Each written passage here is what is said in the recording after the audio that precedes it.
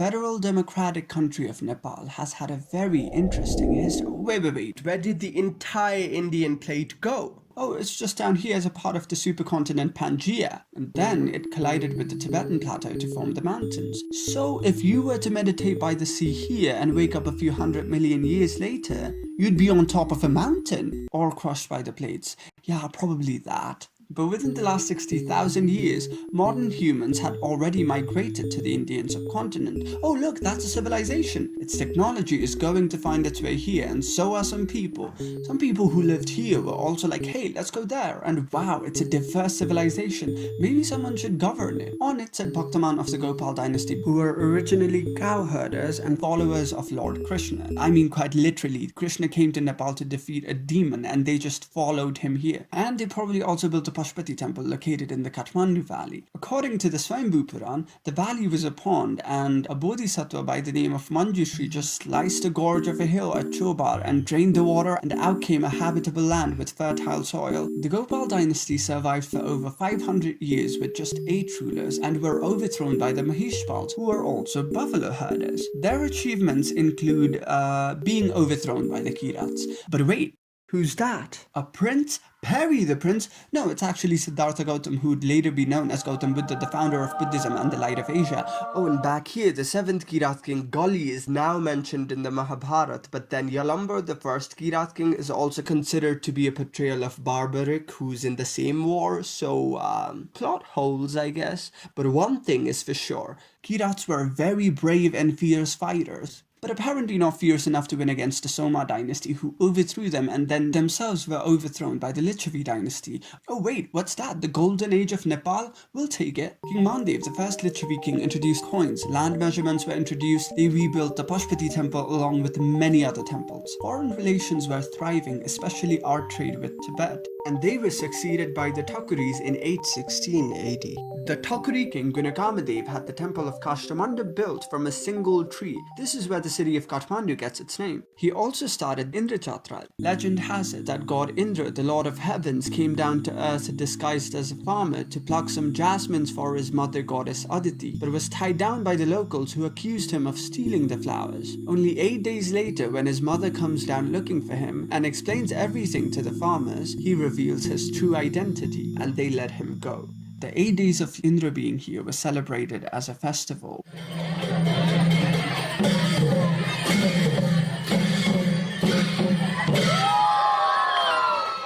Now after a while, the Thakuri kings decided to play a game of catch. First, the Rajput Thakuris lost their kingdom to Nuwakot Thakuris, but the Nuwakot Thakuris again lost their kingdom to the Rajput Thakuris, and then the Rajput Thakuris lost their kingdom to the Mallas.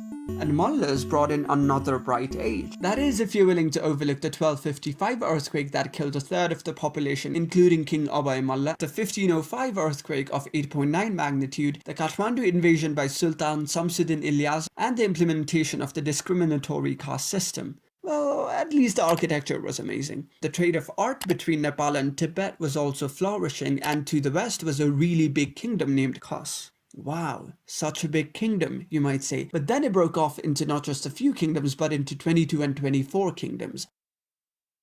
Wow, the West is really dividing. I hope that doesn't happen to us.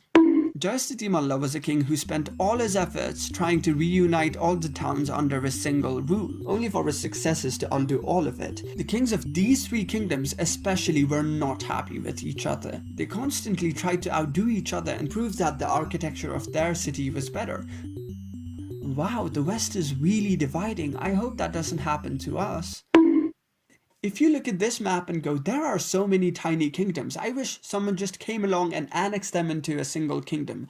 Well, I have just the guy for you. Let me tell you about Prithvi Narayan Shah of Gorkha. From a young age, he wanted to conquer Nuwakot and was like, we must unify and form a true Hindu kingdom under my rule. I am intrigued. Tell me more, you say. He started his annexation campaign in 1743 by invading Nuwakot so that he could invade Nepal Mandal next. His father had tried to invade Nuwakot once but failed, so when he tried to invade Nuwakot, he also failed, like father like son. But in 1744, under the new commandership of Kalu Pandey, they invaded the hilltop of Nuwakot with an upgraded army and defeated them. While Gorkha was busy invading Nuwakot, the king of Tanahu had a brilliant idea of invading Gorkha. But then he lost and was captured by Prithvinarayan Shah, who annexed his entire kingdom. So yeah, that one kind of backfired. In 1757, Prithvinarayan Shah finally attacked Kirtipur and suffered heavy losses. Commander Kalu Pandey went from being a commander to being a late commander. And Prithvinarayan Shah had to disguise himself as a saint to escape. So now he decided to take Makwanpur and other principalities that surrounded the valley from all the other directions before attacking the valley. He defeated Makwanpur in 1762 and then he cut off all the trade routes in an attempt to starve the population. But despite the blockade, when he attacked Kirtipur for the second time, he again lost. On his third attempt in 1767, a nobleman of Lalitpur betrayed his own kingdom by letting the Gorkhalis into the town. Not so very noble of him, was it? And then Prithvinarayan Shah finally took over Kirtipur, after which he cut off the noses of the civilians. Dozens of thousands of people had already died from the blockade, so by the time Prithvinarayan Shah attacked Kathmandu, the nobleman there had already switched to his side, so he conquered the city of Kathmandu as well. The king of Kathmandu fled to Lalitpur for refuge, and Prithvinarayan Shah soon followed, and after they were threatened to have their noses cut off, Lalitpur surrendered and both the kings of Kathmandu and Lalitpur fled to Bhaktapur, after which Prithvinarayan Shah also soon followed and attacked Bhaktapur. Now that I think about it, it may seem like Prithvinarayan Shah had a nose fetish. He probably didn't. I mean, losing a nose was just a sign of shame. And even if he did, we wouldn't judge him for having a fetish. Oh wait, no, Faris exist, right? The three Shah kings of Kathmandu stood against Prithvinarayan Shah for a final battle, but betrayed by its nobles, Bhaktapur too fell. This marked the fall of the Shahas.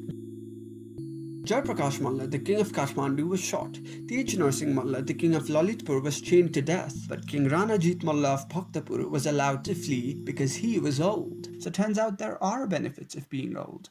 This was the newly formed kingdom of Nepal, even though it took a while to adopt that name.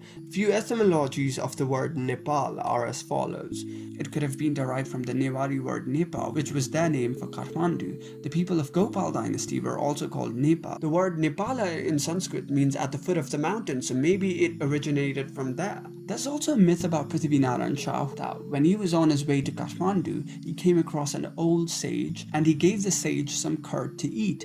The old sage ate it and then regurgitated it back on Prithvinarayan Shah's hand.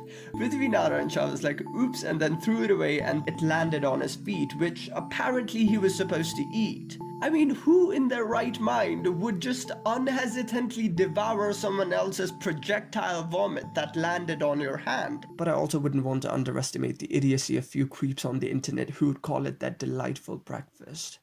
Well, the point is, Prithvinarayan Shah threw it away, and the sage then explained that if he had eaten the curd, his wishes would have come true, but now that he threw it away with pride and it landed on 10 of his toes, after 10 generations, his dynasty would fall.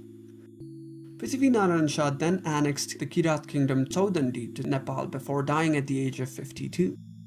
And when he died, as per ritual, all 4 of his wives had to commit sati by sacrificing themselves by jumping onto the fire of his burning body. Just a reminder that it took us until 1920 to ban sati in Nepal.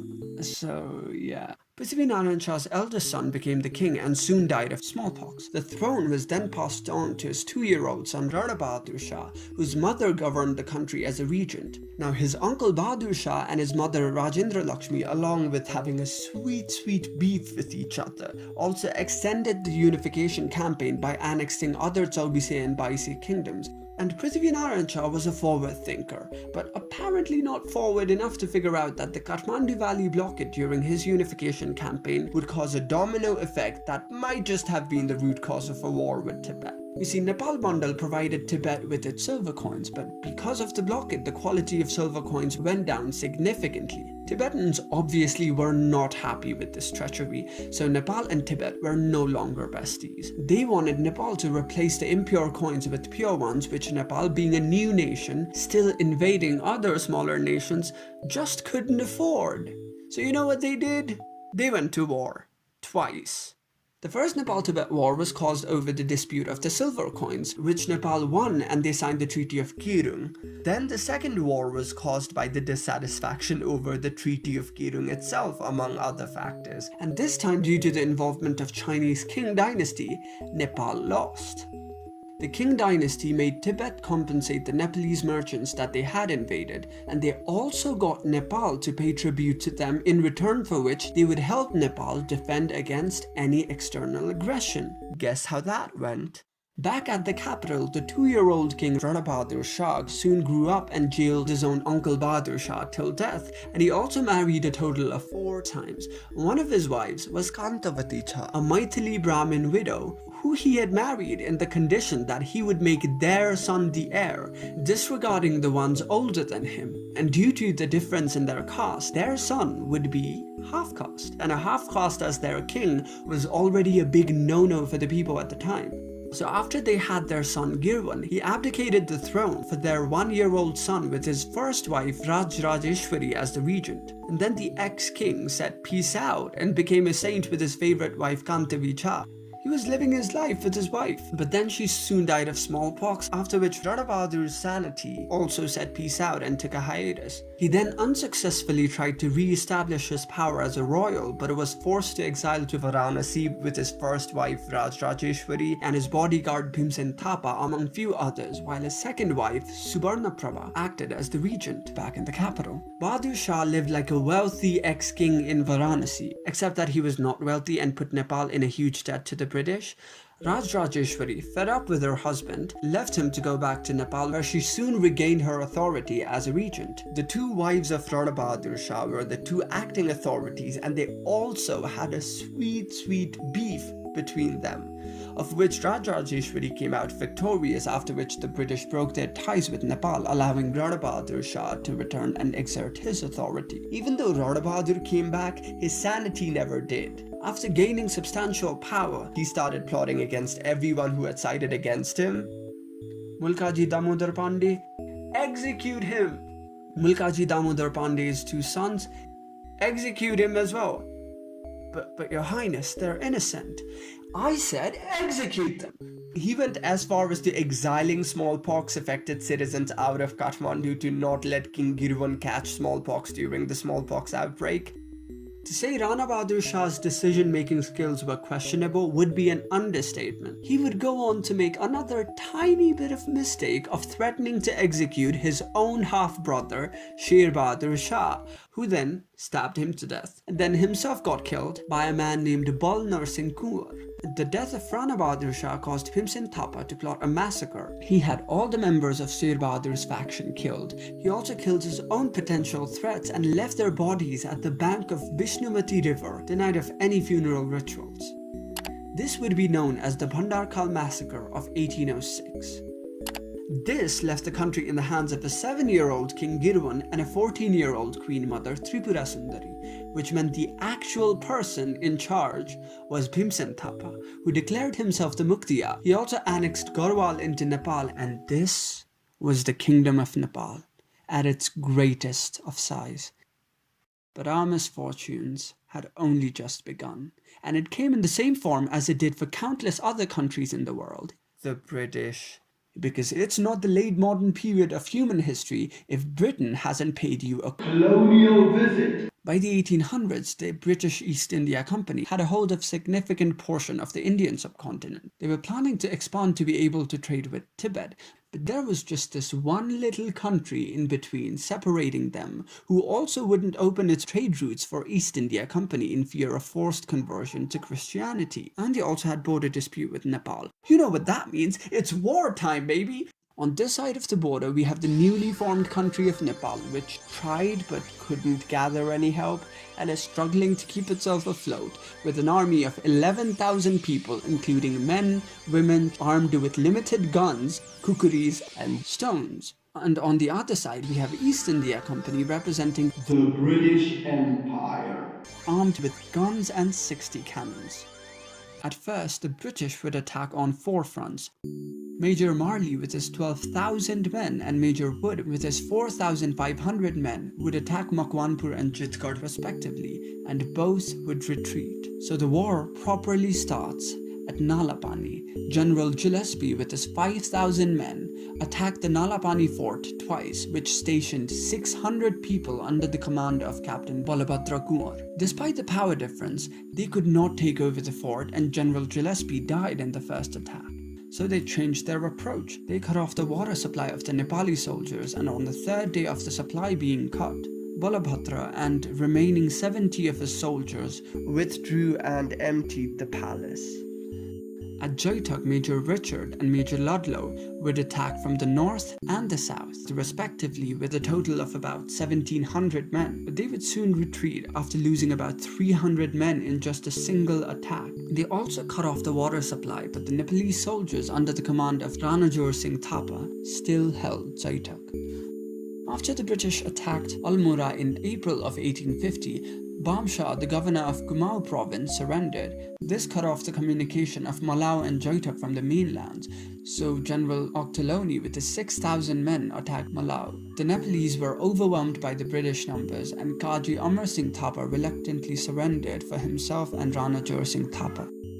After losing Kumaon and Garhwal, the British gave Nepal a 15-day ultimatum to ratify a treaty. Nepal failed to do so, and the British moved on with their second campaign. So you know what that means? It's time for round 2. This time it would happen near the heart of the country, Hariarpur Khadi. Colonel Kelly and Colonel O'Hara attacked from 2 different directions and successfully pushed the Nepalese back to Sindaliguri. The British did not attack further, and both parties agreed on a treaty. According to the Sugoli Treaty, Nepal would lose the plains lying between Kali and Rapti River, all open areas lying between Rapti and Gandaki River except Butwa, the Tarai between Koshi and Gandaki Rivers, plain lands stretching between Tista and Mechi, and all the territories east of Mechi and west of Mahakali. It is owed to these mighty brave warriors who fought for the sovereignty of our country that Nepal, though smaller, still stood independently. Back in Kathmandu, to the amusement of the then dead Rana Bahadur Shah, who had exiled civilians out of the valley during the smallpox outbreak to prevent his son from contaminating it, his son, King Girvan, at the age of 19, died of smallpox. Everything comes back full circle. He was succeeded by his son Rajendra Bikram Shah, who jailed Bhimsen Thapa, accusing him of poisoning his infant son and killing his father, King Girvan. While being imprisoned, he heard a rumor about how his wife would be stripped naked and paraded through Kathmandu. Unable to bear the humiliation, Bhimsen Thapa, one of the most well-known national figures of Nepalese history, slit his own throat. But then he didn't die. He failed to properly kill himself, so King Rajendra dragged Bhimsen Thapa's almost lifeless bloody body throughout the streets of Kathmandu and then dumped it on the bank of Bishnumati River, denied of any funeral rituals, the same way Bhimsen Thapa had dealt with the bodies of the people he had killed in the Bhandarkhal massacre of 1806. Except for Bhimsen Thapa's nephew, Mathavar Singh Thapa, who had fled to India, all the other Thapas were arrested and or revoked of their ranks. Among them was Jang Bahadur Rana, the son of Balnar Singh Kumar. Jang Bahadur's mother was a close relative of Bhimsen Thapa, so when he and his father lost their jobs, he for a part of his life went to Varanasi to find a job. And when Jang Bahadur returned from Banaras, both his wife and son were dead. With just a chance encounter, and his whole life was about to change for great. Jang Bahadur just so happened to accompany King Rajendra on his trip to Tarai, where the king, impressed by his bravery, made him a captain. From there he became a bodyguard to the crown prince, then the king's bodyguard, and then a Kaji. Unfortunately, Jang Bahadur's cousin had been sentenced to death. Fortunately, the prime minister was Jang Bahadur's uncle, Mathavar Singh Thapa, the very nephew of Bhimsen Thapa, who had fled to Banaras but was later called back into the country and made the prime minister by Queen Rajya Lakshmi. She had done all this in hopes that he would support her son's claim to the throne rather than the Crown Prince Surendra's. So Jung Bahadur asked for the Prime Minister to convince the Queen to pardon his cousin from the death sentence, but the Prime Minister denied. This caused another very sweet beef. Sadly, Prime Minister Mathabar then didn't support the Queen's son over the Crown Prince Surendra, so she had Jung Bahadur kill his own uncle.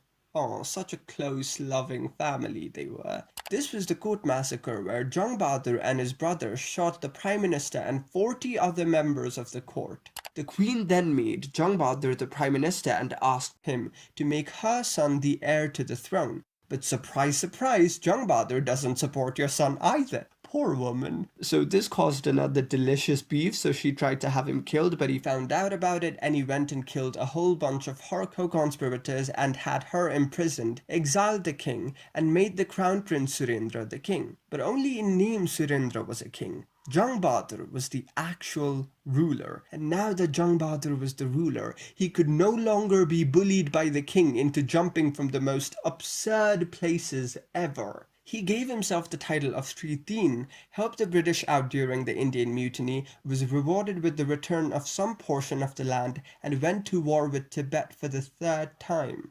This crippling autocratic Rana regime started by Jung Bahadur marked the dark ages of Nepal. It is to be blamed for hindering Nepal's development in the current status. Ranas allied with the British, providing them with hundreds of thousands of Gorkhalis during both the world wars. In the First World War, Nepal sent Britain a grand sum of £1 million to help them out, and in the Second World War, declared war against Germany in favor of Britain, sending over 100,000 soldiers to fight for the Allied forces. And Gorkhalis earned a considerable reputation as warriors. The Mulki Ain was also established with stated laws such as follows. The fifth point reads, if a person from an untouchable caste farts in the mouth of someone of a higher caste, they are to be fined 20 rupees. And now I suddenly have an urge to go back in time and give them all 20 rupees. There are a few sections similar to this. The section preceding this is about human excreta, and the section following this is about spitting and how the penalty for spitting differs based on the person who spits and who spat on. So if you're into that, you can read it further, and this just goes on to show that Ranas had all the time in the world to make this, but not to open a school. No wonder they're called the Dark Ages. The autocratic Ranas feared that if their citizens went to school, they might just gain brain cells and learn to think for themselves. So for the most part, only Ranas were allowed to go to a school. What happens if you speak against the Ranas, you ask? They exile you. From life? Even when the British left, they refused to propose the idea of giving back our lost land. But then a movement came that turned countless patriots into martyrs and Nepal into a parliamentary democratic country. After 104 years, the Rana regime was finally overthrown. The parliamentary democracy established in 1951 would not last because in 1960, King Mohendra would establish a suppressive monarchy called the Panchayat system. In 1990, the Panchayat was abolished for a constitutional monarchy, but the Communist Party wanted a people's republic and not just a constitutional monarchy. So they started a civil war that lapsed over 10 years that caused over 20,000 people to be dead or missing.